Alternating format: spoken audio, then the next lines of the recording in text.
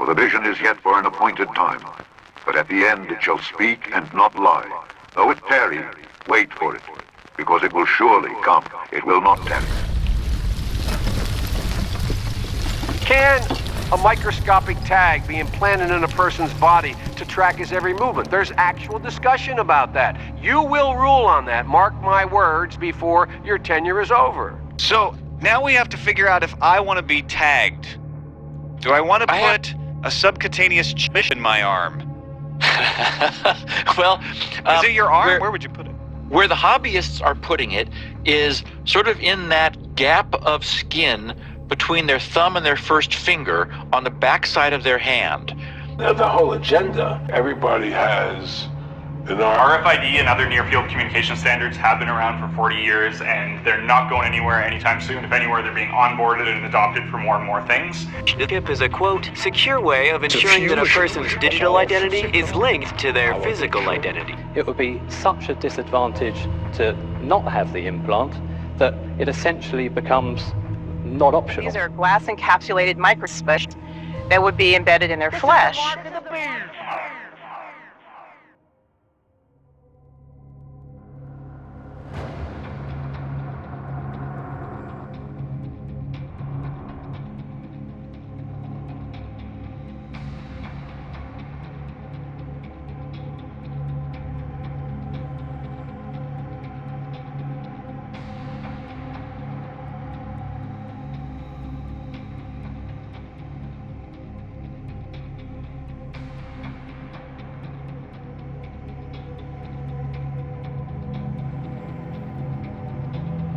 The final step is the implanted chip, which many people have already been manipulated into accepting under different pretenses.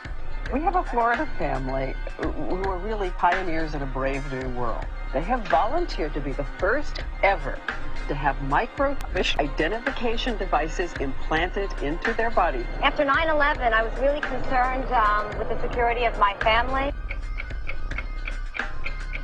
I wouldn't mind having something planted permanently in my arm that would identify me.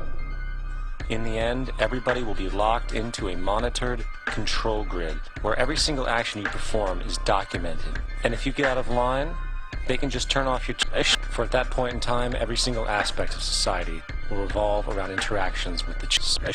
This is the picture that is painted for the future if you open your eyes to see it. A centralized one-world economy where everyone's moves and everyone's transactions are tracked and monitored, all rights removed.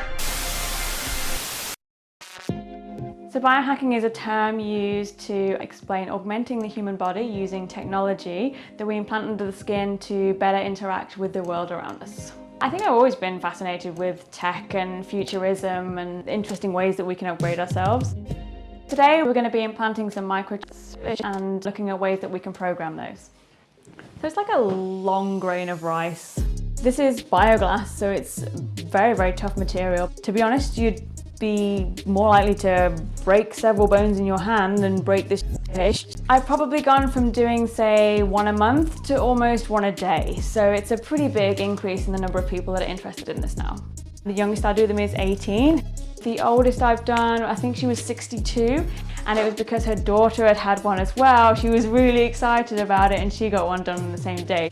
I think in the future we'll see this being a core part of our day-to-day life. Similar to how quickly mobile phones were integrated into our society, we don't really think too much about the invasiveness of that now. Core, excellent, come on through. Thank you. Fantastic. Should I take a seat? Yeah, just take a seat. If my skin was to reject it for whatever reason, that'd be a bit crappy. It doesn't need to travel too far, just enough that it can't back out of the hole we're about to make. So it's only going to go, it's about 1.5 centimeters under your skin. The needle's quite big and scary, but it's not going that far in, so we're all good. Good to know. Nice and loose, you don't need to focus on controlling your hand now, so kind of let everything go a bit floppy and just sort of don't think about what happens next. Nice deep breath in for me.